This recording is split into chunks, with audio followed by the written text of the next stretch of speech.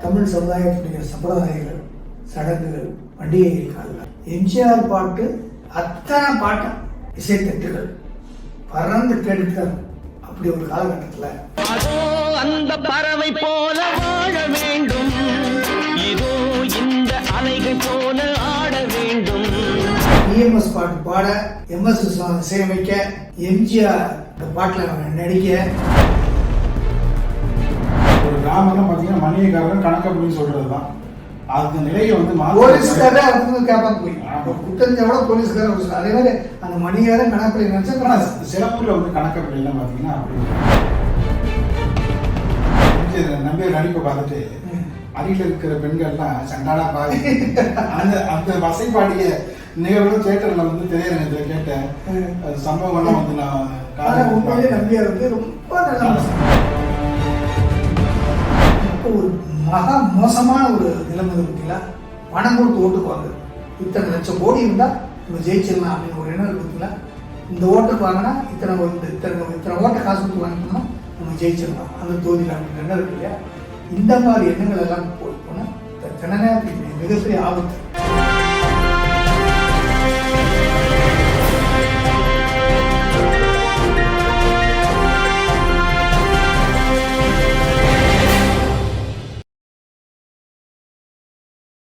CCN media நேயர்களுக்கு இனிய வணக்கம். எம்ஜிஆர் மாபெரும் மனிதர். தமிழ்நாடு மட்டுமின்றி அகில இந்திய அளவிலும் உலக அளவிலும் பல்வேறு இதயங்களை உருவாகி கொண்டவர். நாட்டு மக்களின் இதயங்களை இன்றும் வாழ்ந்து வருபவர். அவருடைய பிறந்தநாளை முன்னிட்டு தொடர்ந்து அவருடைய பல்வேறு அரிய தகவல்களை நமக்கு எடுத்துரைக்க காத்து கொண்டிருக்கிறார். அரசியல் விமர்சகரும் எம்ஜிஆரின் தீவிர ரசிகரும் முன்னாள் சட்டப்பேரவை உறுப்பினரும் மருத்துவருமான ஸ்ரீதரன் அவர்கள். கே.ஜே. ஜேசுதாஸ்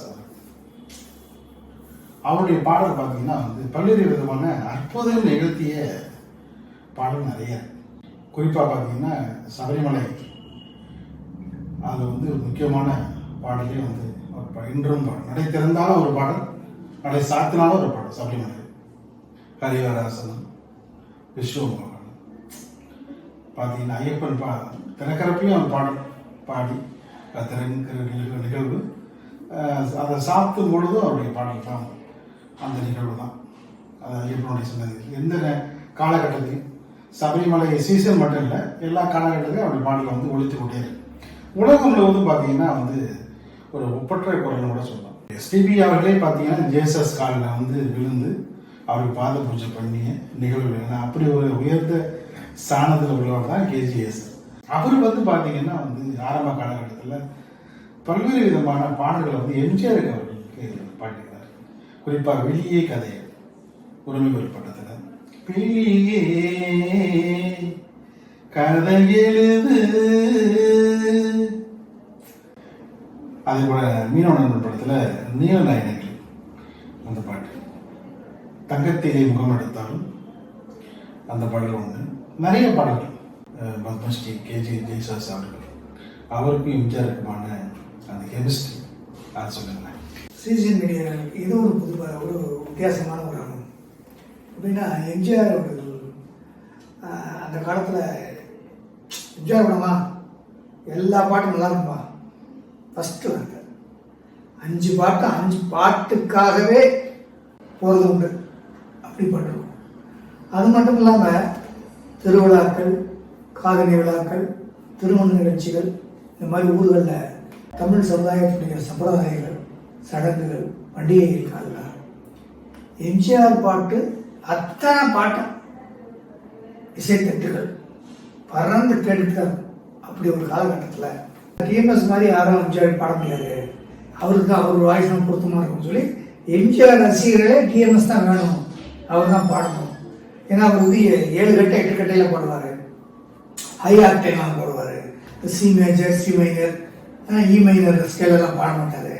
அதெல்லாம் அவருக்கு எம்ஜிஆருக்கு வந்து அதோ அந்த பறவை போல வாழ வேண்டும் அப்படி பாடுவார். இல்லைன்னா நானாயிட்டார் அப்படி பாடுவார். அந்த பாடல் பாடினீங்க, அதுவும் அந்த பாடல்ல காற்று நம்மை அடிமை என்று விலகவில்லையே, கடல் நீரும் அடிமை என்று விலகவில்லையே, விலகவில்லையே. காலம் நம்மை விட்டு விட்டு நடப்பதில்லையே, காதல் பாசம் தாய்மை நம்மை மறப்பதில்லையே. ஒரே வானிலே ஒரே மண்ணிலே ஒரே கீதம், உரிமை கீதம் பாடும். அதோ அந்த பறவை போல வாழ வேண்டும். டிஎம்எஸ் பாட்டு பாட, எம்எஸ் இசையமைக்க, எம்ஜிஆர் அந்த அந்த பாட்டில் நடிக்க, பாட்டு முடிஞ்சோடனே நம்பியார் வர அந்த ஃபைட் பண்ணுறேன். இதுதான் சீக்வன்ஸ். இது வந்து இதாகாது. அதனால் அப்படிங்கும்போது முதல்ல எஸ்பிபியை இன்ட்ரடியூஸ் பண்ணுறாரு. அப்போ அந்த அளவுக்கு சி மேஜர், இ மேஜரில் பாடுற பாட்டுகளை வச்சுட்டு எப்படி ஏ மேஜர், ஜி மேஜர்லாம் பாட முடியும் அப்படிங்கும்போது சி வாகிரம் பாட்டு பாடுறேன். அப்புறம் வந்து ஏசஸ் வச்சு பாட்டு பாடுறேன். இப்படி பாடிக்கிட்டு இருக்கும்போது எதையும் தனக்கு சூட் ஆகும் அப்படின்னு சொல்லி அதை தெரிஞ்சவர் எம்ஜிஆர். எல்லா வளரும் சொன்னாங்க சூட் ஆகாது அப்படின்னு சொல்லி நினைச்சது சூட் ஆகும் அப்படின்னு தீர்க்கதரிசி. எல்லாத்துலேயுமே அது வந்து மக்களுடைய ரசனைகளை நம்ம எப்படி கொடுத்தால் அது எப்படி நல்லா இருக்கும். பாசம் படத்தில் ஒரு பாடல் வழக்கமாக அந்த பாடல் வந்து பார்த்தீங்கன்னா வந்து டிஎம்ஸ் தான் பாடலாம் எதிர்பார்த்தாங்க. BP singers பாடிப்பார். பால் பண்ண பருவம் பால் வண்ணம் பருவம் கண்டு வேய் வண்ணம் விழிகள் கண்டு மான் வண்ணம் நான் கண்டு ஆடுகிறேன். மஞ்சள் வண்ண வெயில் பட்டு கொஞ்சம் வண்ண வஞ்சி திட்டு அஞ்சி அஞ்சி கெஞ்சும் போது ஆசையில்லையா, நேர் சென்ற பாதை விட்டு நான் சென்ற போது வந்து வாவென்று அள்ளி கொண்ட மங்கை இல்லையா. வழக்கமாக பிபி சிங்கர்ஸ் ஜெமினி பாடுவார், முத்துராமன் பாடுவார். ஆனால் வந்து அந்த பாடல் வந்து அவருக்கு ரொம்ப பிடிச்ச பாட்டு எம்ஜிஆர் வந்து சொன்னார். பிபிஎஸ் நியூஸுடைய குரல் வந்து ரொம்ப வந்து இனிமையாக இருக்குது என்ன அப்படின்ட்டு ஷூட்டிங் பாடல் காட்சி ஒரு ஷூட்டிங் நடந்தது. இந்த பாட்டு காட்சிக்கும் போது கூட்டமாக வந்துருந்தாங்க. அங்கெல்லாம் கூட்டம் வந்தோம்னா கூட்டிகிட்டு இருக்கும்போது அந்த கூட்டத்தை பார்த்து அவங்க உள்ள ஒருத்தர் மணியார் வர்றான். மணியார் ஊர் கிராமம் மணியார் பார்த்தோம்னா கூட்டம் அப்படி விலகு யார் அது சரி பார்க்குறேன் மணியார் கேட்குறான். இந்த மாதிரி தனி மனித ஆராதனை இருக்கக்கூடாது. எப்படி ஒரு மனிதர் மனிதர்னா அவங்க அப்பா இந்த வாரிசு அரசியல் இருக்கக்கூடாது அப்படின்னு தான் கூப்பிட்டு கிராம அலுவலர் அந்த முறையை ஒழிச்சார். மணிகார் மொழி ஒழிச்சு அந்த கிராமத்தில் இருந்த அந்த ஆதிக்க மொழி நிறைய மொழி ஒழிச்சு எல்லாரும் எல்லா சமூக நீதியை கொண்டு வந்து கிராமத்திலேயே கொண்டு வந்து அதை அடைச்சு ஒடிச்சிருக்கிறான். இது வந்து சினிமாவில் ஷூட்டிங்கில் அவுடோர் ஷூட்டிங்கில் தன் கண்டு காட்சியை பார்த்து அதை மனசில் வச்சிருந்து அதை கொண்டு வந்து ஒரு கிராமம்லாம் பார்த்தீங்கன்னா மணியக்காரன் கணக்கு அப்படின்னு சொல்றது தான். அதுக்கு நிலையை வந்து போலீஸ்காரே அவங்க கேட்பாங்க போய் குத்தஞ்ச விட போலீஸ்காரன் அதே மாதிரி அந்த மணிகாரன் கணக்கு நினைச்சா சில ஊரில் வந்து கணக்கப்பிள்ளைலாம் பார்த்தீங்கன்னா அப்படி ஒரு நேர்மையாக இருக்கு. அந்த ஒரு கணக்குகளும் முறையாக வச்சிருப்பாங்க. அதன் அடிப்படையில் தான் வந்து அரசு அதிகாரிகளே வந்து அவங்க நாடுவார். அதன் அடிப்படையில் தான் வந்து அந்த நிலை இருந்தது. எப்படி வந்ததுக்கு அப்புறம் பார்த்தீங்கன்னா ஒரு தனி மனித ஒரு ஆதிக்கம் மேற்கு நோக்கி வருகிறதுட்டு அந்த முஷ்டராக அதை ஒழித்தார். அதை ஒழிச்சிட்டு அந்த சமூக நீதி வேணும், அந்த அதிகாரம் பரவலாக்கப்படணும் அப்படின்னு சொன்ன முதல் சீர்திருத்தம் எம்ஜிஆர் ஆட்சியில் அது கொண்டு வந்தது. படத்தில் பாடல் காட்சியில் வெளிப்புற படைப்பில் உள்ள அந்த சமூகத்தில் நடந்த தன் கண்ணால் கண்ட காட்சியை மனதில் வைத்து அவர் ஆட்சிக்கு வந்தாலும் அது செஞ்சார். அப்போ இது ஒரு அடுத்து எம்ஜிஆரும் நம்பியாரும் சண்டை போட்டுட்டு இருக்கும்போது இந்த காட்சி அமைப்பை இப்படிதான் பண்ண ஒருத்தன் சமுதாயத்தில் இன்னொருவனை தனி மனிதனை இன்னொரு மனிதன் வந்து சமமாக நடத்த வேண்டும். ஆதிக்கம் செலுத்தினால் எப்படி அது தகர்க்கப்பட என்பதை அதை கதாபாத்திரமாக வடிவமைச்சு அதில் சொல்லி அதை கொடுப்பாங்க. இது ஒரு சிறு எம்ஜிஆர் பற்றி பேசினா நம்ம திரையில வந்து நம்பியார் பேசிங்க ஆகும். ஆமாம், ஏன்னா 2 பேரும் வந்து எதிர்முறை அந்த அவ்வளோ நம்பியர் வந்தால் தான் வந்து அந்த கதை உடனே வந்து விறுவிறுப்படையும். நம்பியர் நடிப்பை பார்த்துட்டு அருகில் இருக்கிற பெண்கள்லாம் சண்டாடா பாதி அந்த அந்த வசைப்பாடிய நிகழ்வு தியேட்டர்ல வந்து திரையரங்கத்துல கேட்ட சம்பவங்கள்லாம் வந்து நான் நம்பியார் வந்து ரொம்ப நல்லா அவர் போன்ற வந்து திரையுலகில் முன்னோடியா திகழ்ந்த ஒரு நபர் வந்து அவர் முன்பு கிடையாது. அவர் பின்பு பார்த்தீங்கன்னா ரொம்ப அரிது இருக்கிறாங்க. ஆனால் வந்து ரொம்ப ஒடுக்க செயல்னு சொல்லுவாங்க. ரொம்ப பார்த்து அப்படி வந்து திரையில எப்படி வில்லனா இருக்காரோ, ஆனால் சபரிமலையில அவர் போன்று கடும் விரதம் இருந்து பயபக்தியோடு எல்லா நடிகர்களையும் சபரிமலை நோக்கி செல்றதுக்கு முக்கியமான காரணமே நம்பியார் அவர்கள். நான் கூட இப்போ பல விமான மேடைகளை சொல்றது, இப்போ ஐடி கம்பெனி எல்லாம் இருந்துச்சு. இது எல்லாமே நகரத்தில் இருக்கு. இப்போ நமக்கு நெட்வொர்க் இருக்கு, நெட் இருக்கு, அது இருக்கு, இது இருக்கு, தொலைநுட்ப தொடர்புகள்லாம் சாதனை இருக்கு. ஸோ இந்த இதெல்லாம் கிராமத்தை நோக்கி பரவலாக்கப்படும். இங்கே மெயின் ஃபேக்டரி வச்சுட்டு கிராமங்களில் சின்ன சின்ன ஆஃபீஸை வச்சு அங்கேயே இருந்து இந்த தொழிலை அங்கே செய்யும் மாதிரி. ஸோ அப்போ இந்த வசதிகள் கிராமத்துக்கு செய்யும்போது அதை சார்ந்த தொழில்கள், அந்த தொழிலை சார்ந்த சில உபதொழில்கள், அதனுடைய கடைகள், கண்ணியங்கள், மற்றதெல்லாம் தவிரும் போது அந்த கிராமமும் அவங்களுக்கு ஆகும். ஸோ இப்படிப்பட்ட இதை செய்யணும் அப்படின்றது நான் நினச்சிக்குவேன். இன்னைக்கு எம்ஜிஆர் இருந்தால் இதைத்தான் செஞ்சிருப்பாங்க. இன்னைக்கு ஐடி கம்பெனினா ஓஎம்ஆர் ரோடு, ஈசிஆர் ரோடு சொல்லிருக்கு இல்லையா? இது வரைக்கும் மாமல்லபுரம் வரைக்கும் இருக்குது. இப்போ எம்ஜிஆர் இருந்தார். நான் என்ன இப்போ நினைச்சு அடிக்கடி நினச்சிக்குவேன், இதையெல்லாம் வரலாறுப்பட்டிருப்பார். ஒவ்வொரு ஒவ்வொரு ஊர்களுக்கும் தாலுக்கா வரைக்கும் கொண்டு போயிருப்பார். அவருடைய தொலைநோக்கு பார்வை வந்து சொல்லுவாங்க. ஒரு பத்திரிகையாளர் நீங்க கேட்டீங்க, அப்ப நான் சொல்ல மறந்துட்டேன். எல்லாரும் சொல்ற விஷயம் என்னன்னா, இன்னைக்கு எல்லாரும் வந்து எம்ஜிஆர் இருந்தால் திருச்சி தலைநகரம் 2வது தலைநகரமா உருவாப்பாரு. இன்னைக்கு வந்து ரொம்ப அது அவசியமா இருக்கணும் அப்படின்ட்டு இன்னைக்கு எல்லாருமே சொல்றாங்க. எம்ஜிஆர் இருந்தா இன்னைக்கு வந்து சென்னையை வந்து இவ்வளவு இடநெருக்கடி இருந்திருக்காது. 2வது தலைநகரமா திருச்சியை கொண்டு போயிருப்பாரு. திருச்சியிலேருந்து பார்த்தீங்கன்னா அதான் வந்து மத்திய எல்லா மாவட்டத்துக்கும் மத்தியமான பகுதி.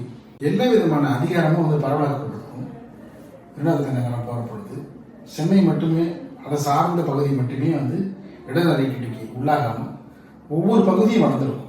அவருடைய மேன்மை தெரியாம அவர் சொன்ன இந்த விஷயத்தை உள்வாங்கி கொள்ளாம அன்னைக்கு இருந்த சில சரியான புரிதல் இல்லாதவர்கள் அந்த திட்டத்தை எதிர்த்ததுனால இன்னைக்கு பார்த்தீங்கன்னா வெளியூர் போயிட்டு சென்னையை நோக்கி வரக்கூடாது. விழுப்புரத்துலேயே வந்து அவ்வளவு இடநெருக்கடி, அவ்வளோ நெருக்கடி, இந்த பெண்களுக்கெல்லாம் எவ்வளோ நெருக்கடி. அவரு அன்னைக்கு சொன்னதை இன்னைக்கு எல்லாரும் வந்து இன்னைக்கு வந்து ஆஹா சொன்னதை கேட்காம விட்டுருப்பேன்னு சொல்லிட்டு அதிகாரிகளே வந்து சொன்ன வருத்தப்பட்ட நிகழ்வுனா தீர்க்க தரிசனமாக சொல்லுவார். இந்த திட்டத்தை ஏன் நான் கொண்டு வரணும், 50 வருஷத்துக்கு முன்னாடி உள்ளதை இப்பவே யோசிப்பார். அது சொல்லுவாங்க அதிகாரிகள். நான் அதை யோசிக்கிறது. நான் வந்து இந்த ஐடி கம்பெனியில் இருக்கும்போது இதெல்லாம் இருக்கும்போது இந்த இடத்துல இவ்வளோ டிராஃபிக் இப்போ நீங்கள் சோழிங்கநல்லூர் போனால் 3 மணி நேரம் காலையில் போக முடியாது. இப்போ இதெல்லாம் பார்த்து எம்ஜிஆர் இருந்திருந்தா முன்னே முடிஞ்சிருப்பார். அதே மாதிரி என் ஃப்ரெண்டு ஒருத்தர் அண்ணா யூனிவர்சிட்டி பிரச்சனை பிரச்சனை இருக்கும்போது அவர் சொன்னார், அவர் நம்ம வயசுனால இன்னைக்கு மட்டும் எம்ஜிஆர் மட்டும் இருந்தா கண்ணீர் வச்சுப்பார். கண்ணீர் படிச்சுட்டு அவர் மக்கள்கிட்ட வந்து என்ன சொல்லியிருப்பாருன்னா, நான் பொறுப்பேற்றுக் கொள்கிறேன் அப்படின்னு கண்ணீர் வடிப்பாரு. அந்த மாதிரி இருக்கும். மார்க்சிஸ்ட் திராவிடிய மார்க்சிஸ்ட், இது 2 கலந்து தான் எம்ஜிஆருடைய கொள்கை. அண்ணாயிசம் சொல்லி சொல்லுவாங்க அப்படின்னு சொல்லுவாங்க. ரொம்ப ஸ்லேட்டையா அந்த படம் சொல்லியிருப்பாரு. நேற்று நாளை படம் அது அசோகன் ரொம்ப அதுக்கு முன்னாடி ரொம்ப கஷ்டப்பட்டது உணர்ந்து அசோகனை கூப்பிட்டு நீங்க நேற்று நாளை படம் பண்ணுங்க அப்படின்னு சொல்லி ஒரு வாய்ப்பை கொடுத்து அந்த படம் பார்த்தீங்கன்னா வந்து வரலாறு அளவு வசூல். எம்ஜிஆர் அவர்கள் என்ன அந்த மக்களுக்கு சொல்ல நினைக்கிறாரோ அதை ஷோவை போட்டு நீ தான் நடிக்க இந்த ஸ்கிரிப்ட் அவர் அப்படியே கொடுத்தேன். ஆனால் தத்துவமாக ஷோவை நடிச்சுப்பாரு. அப்போ அவங்க அண்ணனாகவும் தம்பி வந்து ஒரு எம்எல்ஏ ஆகும், இவர் வந்து போலீஸ்காராக, தம்பி வந்து ஒரு போலீஸ்காராகவும், இவர் ஒரு அரசியல்வாதியாகவும் இருந்து ஒரு அரசியல்வாதி எப்படி எப்படிலாம் பண்ணலாம் அப்படிங்கிறது ஒரு ஸ்லேடையா சொல்லி நல்லா அருமையாக நடிச்சிருப்பார் சார். நிறைய அண்ணாவை பற்றி திரையில நிறைய விஷயங்கள் ஒரு பாட்காஸ்ட் கொடுக்கு. தென்னாட்டு காந்தி அண்ணா சொன்னார் இதையும் சொல்லுவாரு. கரெக்டாக சொல்லுவேன். இதையும் ஒரு காலகட்டத்தில் அண்ணன் அமைச்சராக இருக்கும்போது அவரும் தலைவரை நான் அடிக்கடி பார்ப்பேன், வாட்ச் பண்ணுவேன். ஆனால் அவர் சொன்னதில்லை, அவருடைய நடவடிக்கை வந்து நான் தெரிஞ்சுக்கிட்டதுன்னு சொன்ன ஒரு வேறு சொன்னார். அண்ணா வந்து ஒரு புதிய அரசியல், ஒரு நேர்த்தியான அரசியல் முன்னெடுத்து, ஒரு அறிவார்ந்த அரசியல், அதுவரையும் ஆதிக்கட்சி ஏகாதிபத்திய அரசியலிலிருந்து ஒரு மக்களாட்சி தத்துவத்தை கொண்டு வர எத்தனித்தார். ஆனால் துரதிருஷ்டவசமாக அவருக்கு இறைவன் நீண்ட நாள் ஆயுத கொடுக்கவில்லை. ஆனால் அவர் எண்ணங்களை நிறைய நிறுத்தினார். எப்படி வைக்கணும் அப்படின்னு சொல்லி இது எம்ஜிஆர் கூட இருந்து அந்த எம்ஜிஆர் அவர் அண்ணா கூட இருந்து அந்த இதை கிரகிச்சிட்டாரு. கிரகிச்சுட்டு அண்ணா விட்டு சென்ற பணியை அது முழுவதுமாக அவர் செய்ய ஆரம்பிச்சிட்டார். அதை செய்தது தான் அண்ணா திராவிட முன்னேற்ற கழகம் ஆரம்பிச்சாரு. அண்ணாவுடைய கொள்கையே தான் அப்படியே சொல்லி வர்றாரு, பாடல்களை சொல்லி வர்றாரு.